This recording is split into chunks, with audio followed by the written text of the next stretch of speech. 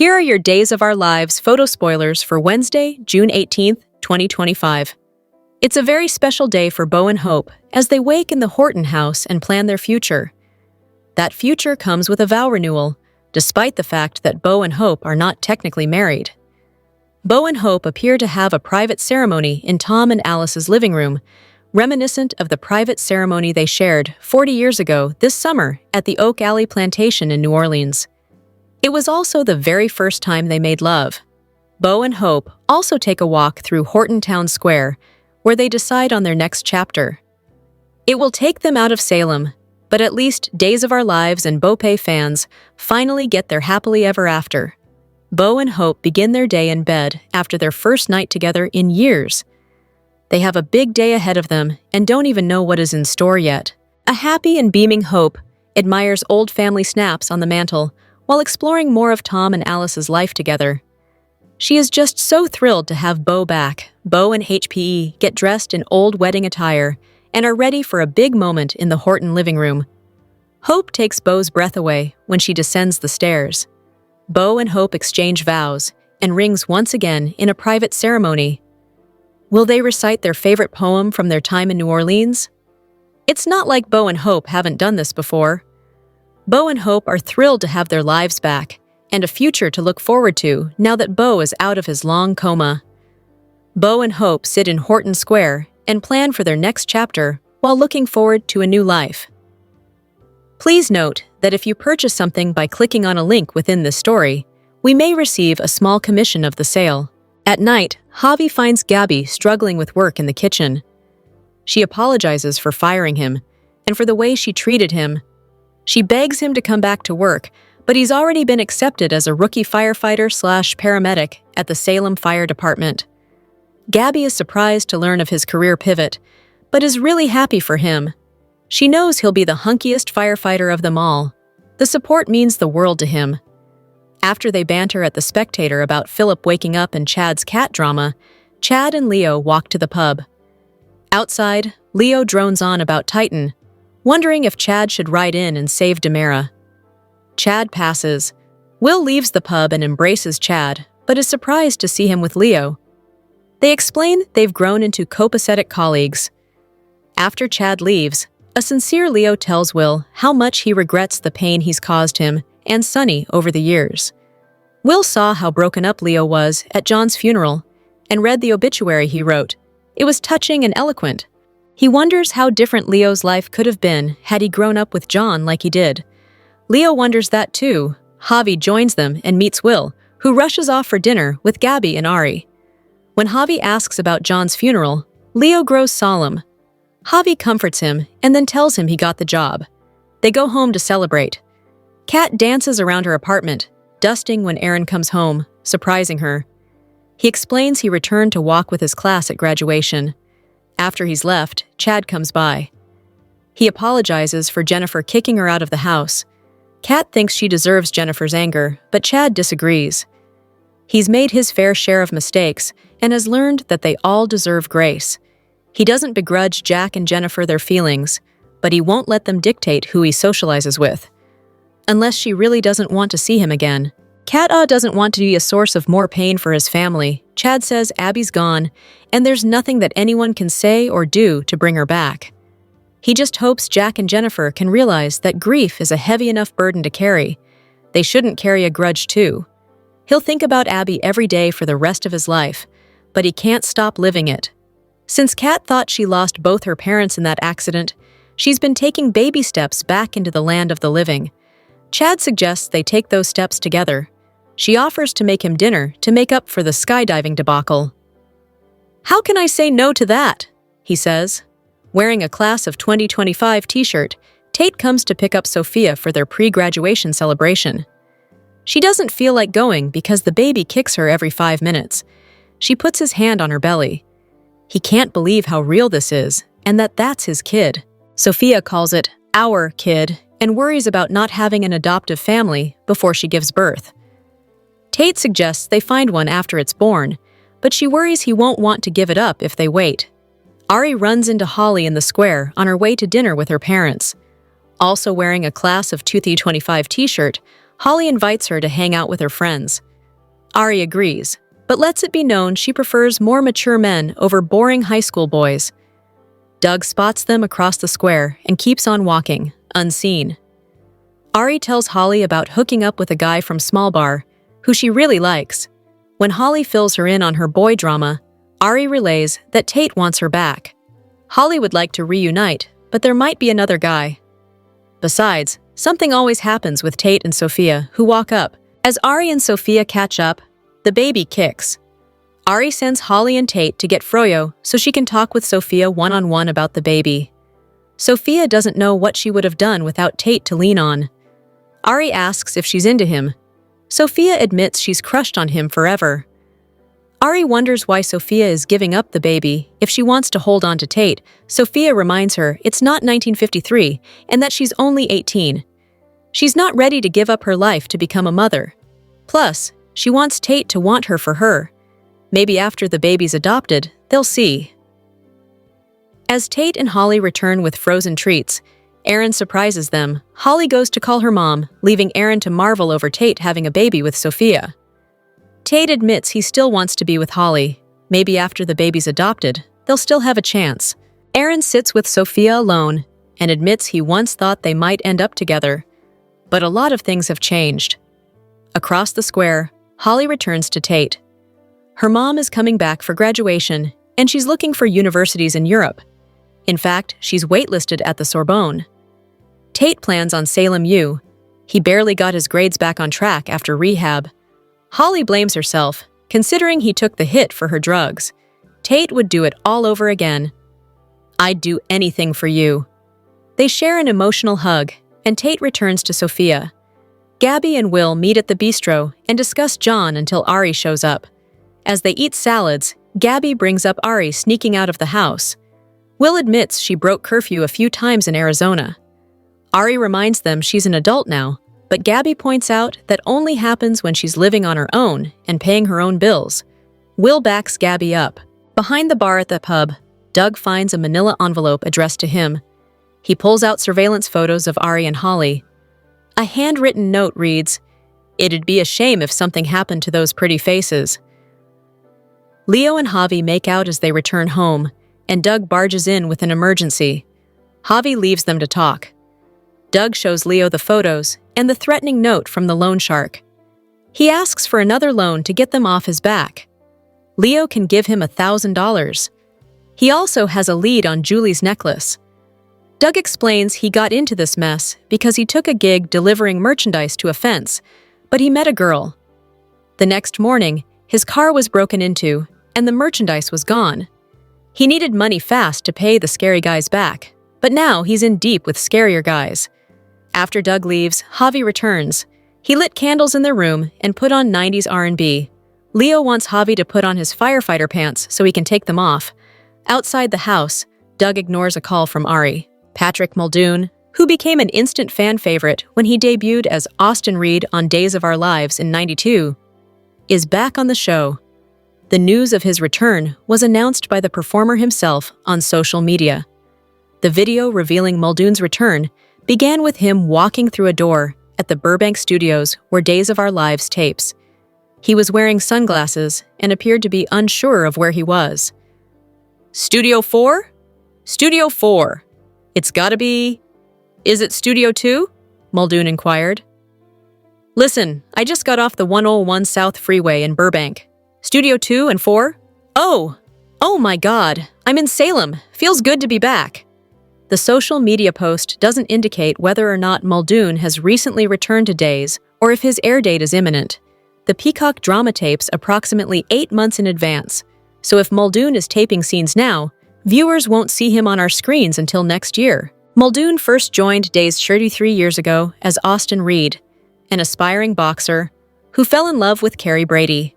Their epic love story was thwarted by Carrie's half-sister, Sammy, who schemed and lied to win Austin's heart over and over. Sammy tried and failed to pass off her son Will as Austin's son. Muldoon left Days in 1995 and began a successful career in primetime and the big screen. The actor also played the lead role in the Hallmark holiday movie, A Boyfriend for Christmas.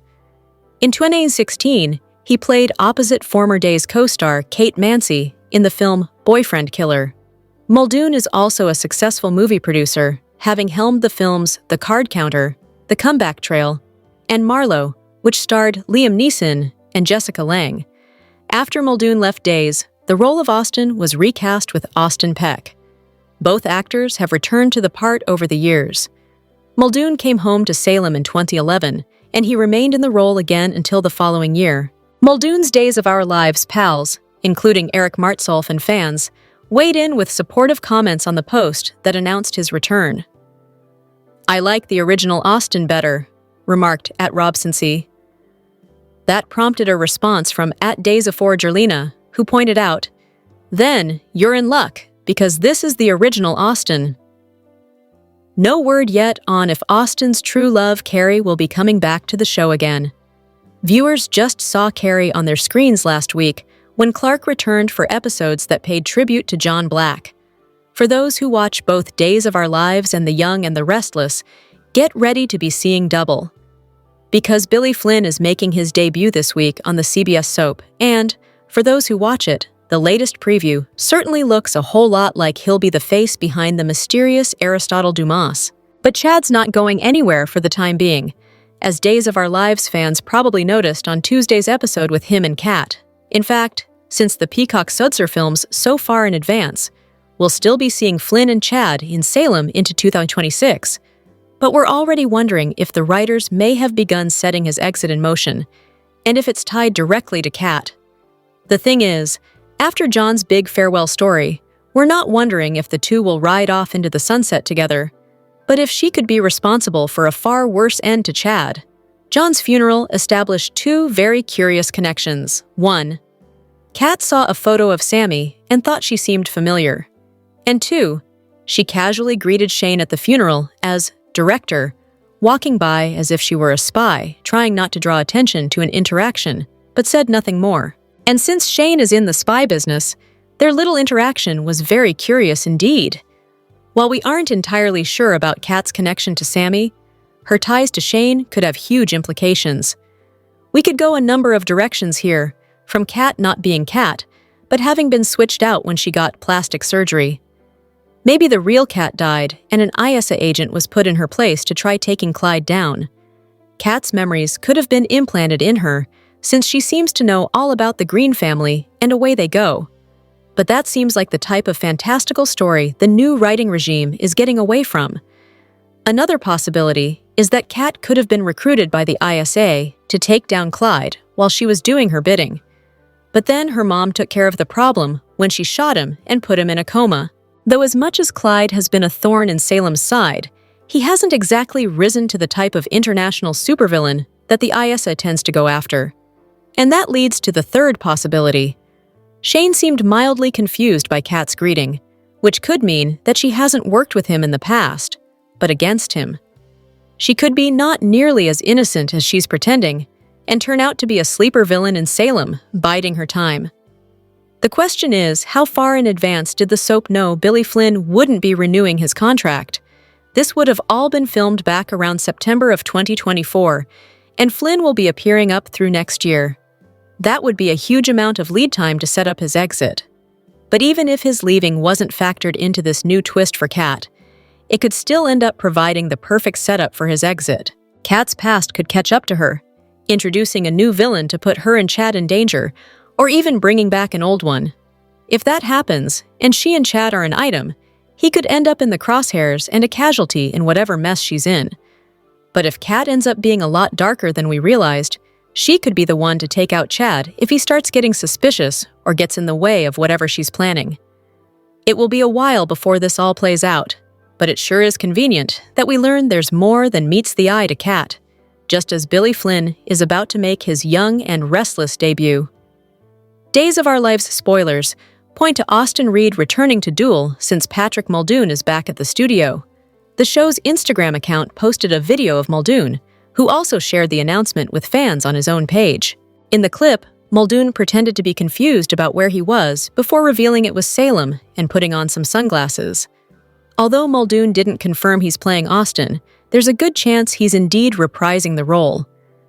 Austin Peck has also done multiple stints as Austin Reed over the years, but it's Patrick Muldoon who's returning to the show this time around. Muldoon last played Austin in 2012, but he's eager to step into the character's shoes again if the fun video is any indication. "It feels good to be back," Muldoon said at the end of the video. Of course, there's no word yet on why Austin Reed might need to come home to Salem. It could be for a friendly visit, or perhaps a specific storyline that Days will deliver down the road. Austin didn't make it back with Carrie Brady Reed for John Black's funeral since their son, Noah Reed, was graduating high school. That could be a hint about what's ahead since Austin and Carrie's son is the same age as the rest of Days' graduating teen scene. Noah could become a key player and love interest option in Salem sooner or later. With that in mind, could Austin be part of a new story involving Noah? Kate Roberts Brady is also Austin's mom, so he might return for a mother-son reunion if she gets tangled up in some drama. It's too early to say for sure, since Days films several months in advance, but we'll pass along updates as Patrick Muldoon's return air date gets closer. In the meantime, fans can look forward to Muldoon's comeback and whatever he'll bring to the table.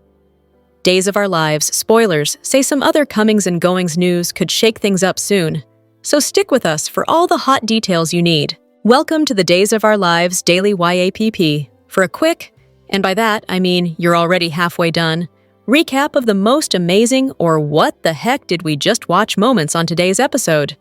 Let's get to it. It's always a pleasure when Will Horton is in town, and today we got to see him as the dad of a teenager, something we had never seen before. Considering that Ariana was barely in grade school 3 years ago, this is quite a change for Will as he deals with Ari's case of Saurus without blinking an eye. It was also a pleasure to see Ari with both of her parents, reminding us of her unusual family dynamic that came from her mom and dad, both being teenage parents. But Will's presence is much more important than that. He has deep familial ties to Salem, especially his grandmother. Marlena was the first person to whom Will came out. She even officiated his wedding to Sunny when Sammy was less than thrilled about her son's choice of mate. We'd like to see the connection between Will and Gabby grow, but also don't forget his Leo connection. Leo was once quite a thorn in Will and Sunny's side. In fact, they even thought they had killed him once and hid his body in a large area rug. The problem was that Leo wasn't dead. Let's see Will and Leo try to bury the hatchet in their own comedic ways. The fact is, Will belongs in Salem, so maybe one day Days of Our Lives can make that happen permanently. Want more details? We got you! Soap Central has the best full DOOL recaps on the internet. You can even go back over 30 years and read each and every one of them. If you can't wait until the next episode, we have daily spoilers too. And whatever you do this weekend, do not, seriously, do not forget to read the 2 scoops for some laughs in the as close as we can come to being a watching party without actually being a show. And the best part is if you agree or disagree, we want to know. As always, share your comments below. Days of Our Lives, spoilers for Tuesday, June 17th, reveal that Leo Stark will get 2 surprises, while Holly Jonas has some news for Tate Black. Chad DiMera will also have an apology for Kat Green, so here's what DOOL fans can look forward to.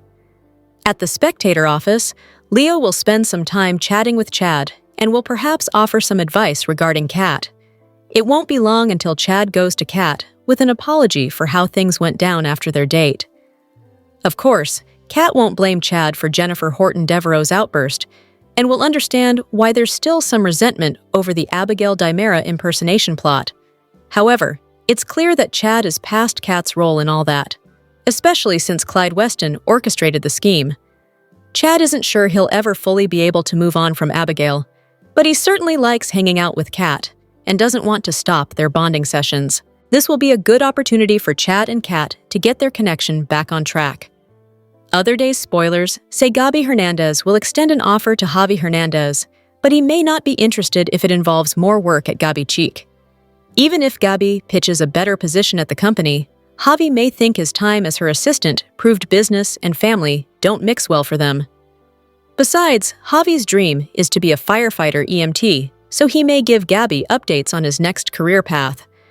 Whatever the case, Gabi and Javi will make up following all their recent conflict, so it'll be nice to see the cousins getting along again.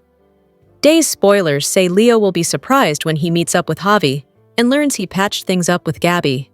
Surprise number 2 will come later when Doug Williams III comes to Leo, hoping for another favor.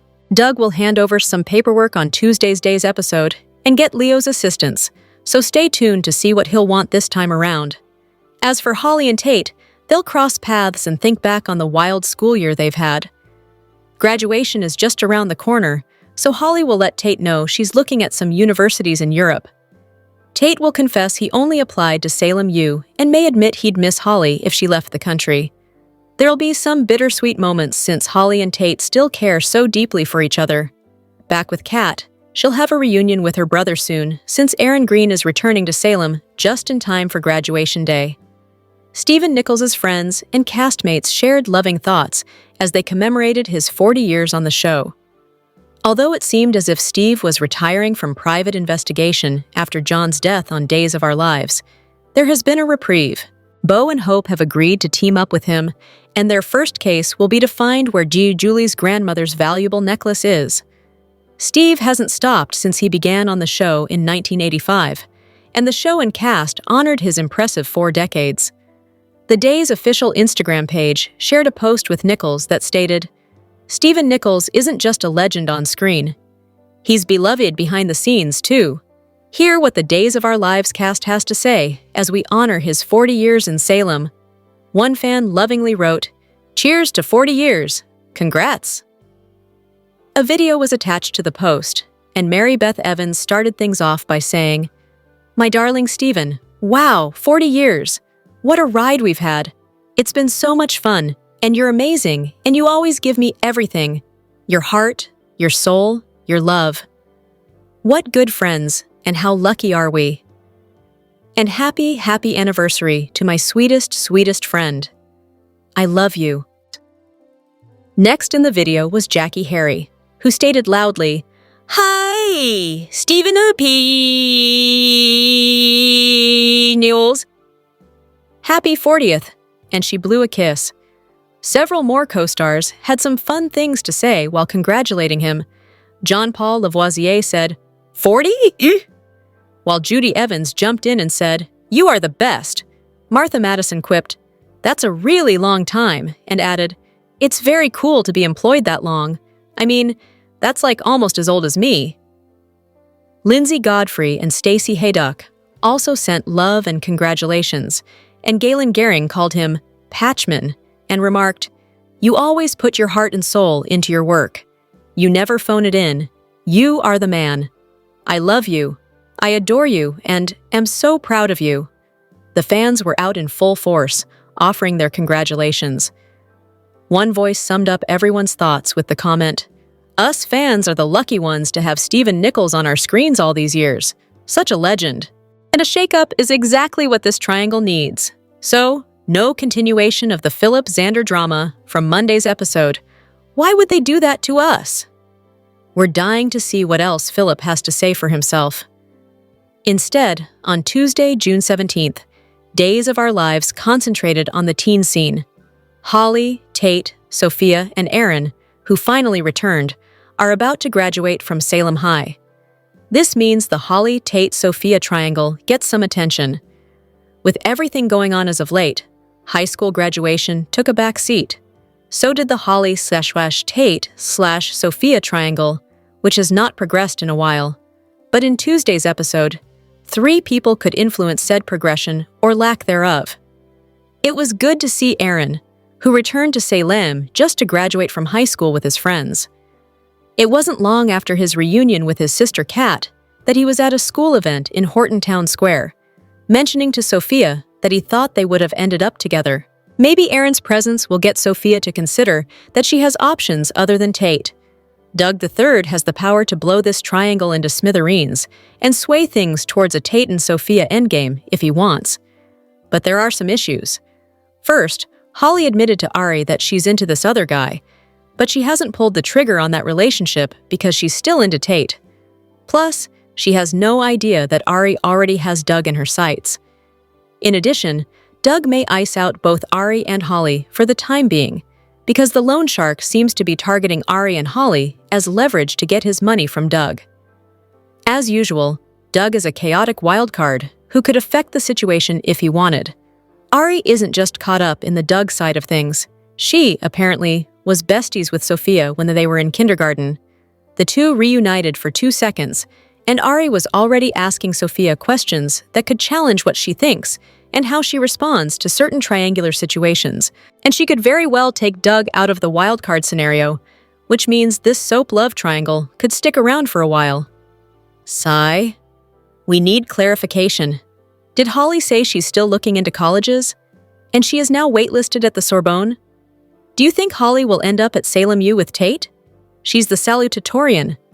She could get in almost anywhere.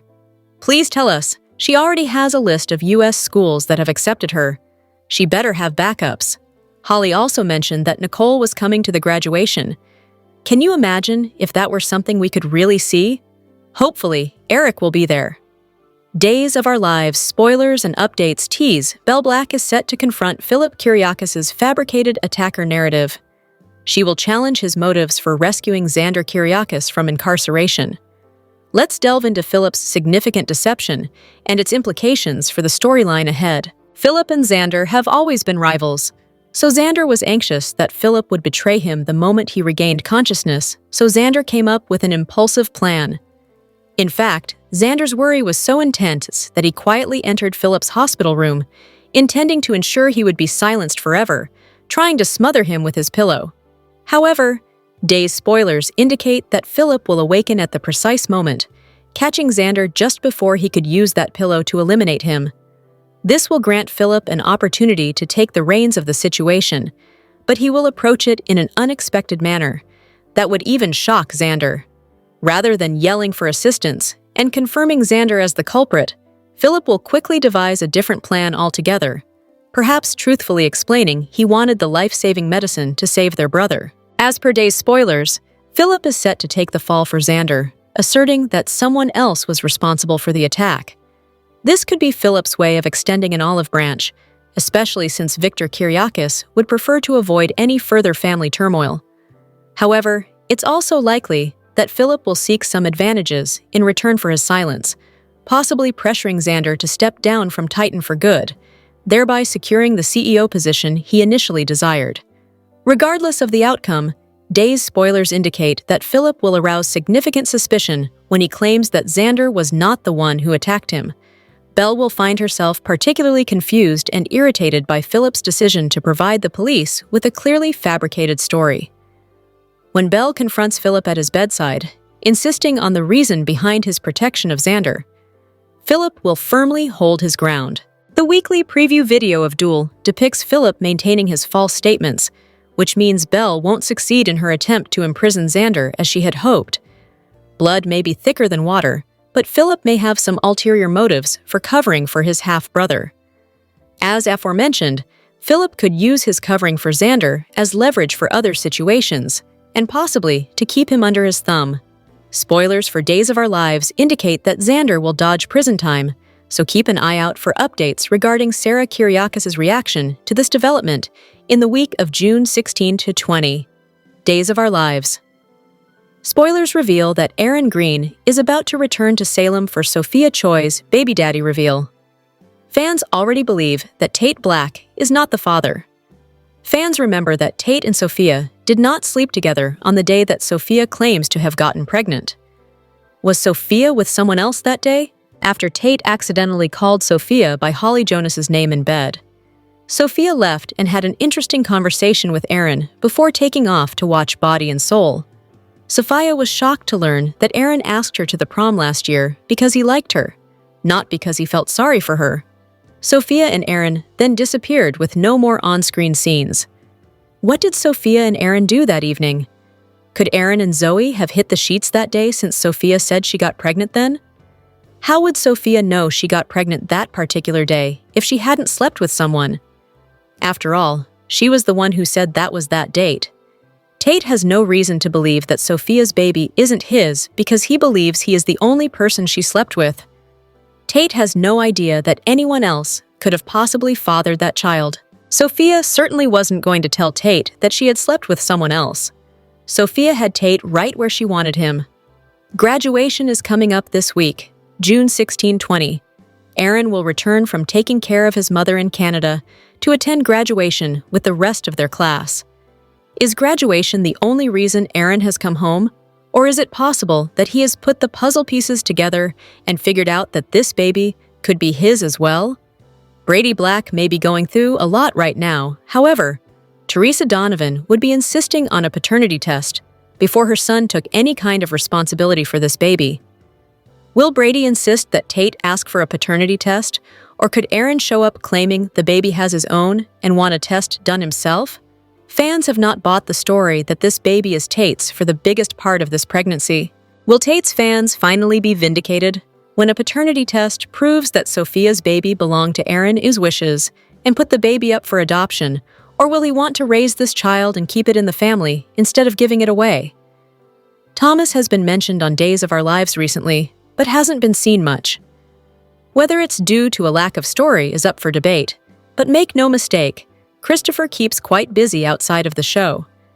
He appeared in a Super Bowl commercial in February 2024 with actor Chris Pratt and was in the horror flick Weapons with Josh Brolin, which is set to release in August. Now he's been attached to yet another project as the little guy continues to stay busy as a working actor. Deadline reported that Days of Our Lives star Carrie Christopher will be joining the cast of a new Amazon TV series called It's Not Like That. It's a faith-based show that also stars Scott Foley as Malcolm, Aaron Hayes as Laurie, and Caleb Bauman as Merritt. The show was created by Ian Deachman, whose list of producing credits includes Suits, Kristen Rusk Robinson, who has worked with Deachman before on Suits, and Ordinary Joe. The duo will co-produce It's Not Like That as well. According to the outlet, the new show follows Laurie, who is freshly divorced with 2 teens. Malcolm's a minister and recently widowed dad of 3. Their families once did everything together, but now Laurie and Malcolm must navigate their newly minted singledom, parenthood, and the complexities of Malcolm being a modern-day minister. Is this the beginning of a love story? It's not like that. Or is it? Christopher plays Malcolm's son Justin, with Levin Miranda and Cassidy Paul playing his siblings, Flora and Penelope. Produced by Amazon MGM Studios, the pilot will be directed by Brad Silberling, who directed 1995's Casper and a series of unfortunate events in 2004. Weapons was Christopher's first feature film role, and he's also going to be appearing in the Amazon production, Spider Noir. In that, he's joining fan-favorite actor Nicolas Cage, who voices Spider-Man Noir in it. The young actor has also appeared on several TV shows, including The Rookie, Station 19, and American Horror Story, among others. With the announcement that Billy Flynn will be exiting his role as Thomas's father, Chad, it's uncertain how he will leave and how it will affect his kids, Thomas and Charlotte. Considering that young Christopher seems to be in demand as an actor, the show would be remiss if it didn't keep him on. Perhaps the children on the show could be put together in a summer, preteen adventure. In the heart of Salem, a town where emotions run deep and secrets linger, a poignant story unfolds. It's a narrative woven with love, grief, and the serendipitous connections that bind us across time. At its core are 3 women, Marlena Evans, her daughter Sammy Brady, and the mysterious newcomer Kat, whose lives intertwine in ways that promise healing and hope. This is not just a tale of loss, but one of rediscovery, where a missing coin becomes a symbol of enduring love and a catalyst for profound revelations. Join us as we explore this emotional journey, set against the backdrop of a town where the past is never truly gone.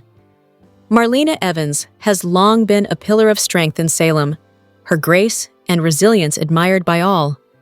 But even the strongest hearts can falter under the weight of loss. The death of her soulmate, John Black, has left a void that time has yet to mend. Their shared townhouse, once filled with laughter and love, now echoes with memories of John's roguish smile and tender nickname, Doc. Marlena moves through her days with quiet dignity, but her sorrow is evident to those closest to her, especially her daughter Sammy. Among the fragments of their past, one item haunts Marlena: a small, sentimental coin, a gift from John that symbolized their unbreakable bond. It was a promise to always find their way back to each other, no matter the odds. After John's passing, Marlena searched for the coin but found it missing, its absence a painful reminder of all she has lost. Resigned to its disappearance, she clings to memories, unaware that Salem, a place where miracles often unfold, may yet hold surprises. Enter Sammy Brady, Marlena's fiercely loyal and complex daughter. Sammy has always been a force of nature, driven by passion and a deep love for her family. Her relationship with Marlena has weathered storms. Misunderstandings and reconciliations have shaped their resilient bond. Now, as Marlena grapples with grief, Sammy returns to Salem with a mission: to comfort her mother and help her navigate life without John. Stepping into their childhood home, Sammy is struck by the weight of Marlena's sorrow. She sees the tremble in her mother's hands, the lingering gaze at John's empty chair. Determined to bring her mother peace, Sammy listens as Marlena shares stories of John, moments of joy, struggle, and a love that defined them. These conversations become a delicate dance of love and loss, weaving a fragile bridge over their shared grief. But Sammy's return is also a journey of self-discovery, as she carries her own regrets and seeks to make amends. Across town, a newcomer named Kat stirs curiosity in Salem. With her quiet intensity and guarded grace, Kat is an enigma, drawn to the town by an inexplicable pull. Her past is shrouded in mystery, but a photograph in a local cafe, a candid shot of Sammy laughing at a long-ago event, stops her in her tracks. Something about Sammy's piercing blue eyes feels achingly familiar, tugging at memories Kat can't quite grasp. Compelled to meet her, Kat's path soon crosses Sammy's in a moment that feels like fate. Their encounter in the town square is electric. Sammy, picking up flowers for Marlena, meets Kat's gaze and feels an unexpected jolt of recognition. The air crackles with unspoken questions as both women sense a connection that defies explanation. As they exchange pleasantries, the mystery deepens. Who is Kat, and why does she feel like a missing piece of Sammy's past? The missing coin, a symbol of John and Marlena's love, becomes a focal point that ties the three women together. Marlena's longing for this keepsake mirrors her fear that John's presence is gone forever.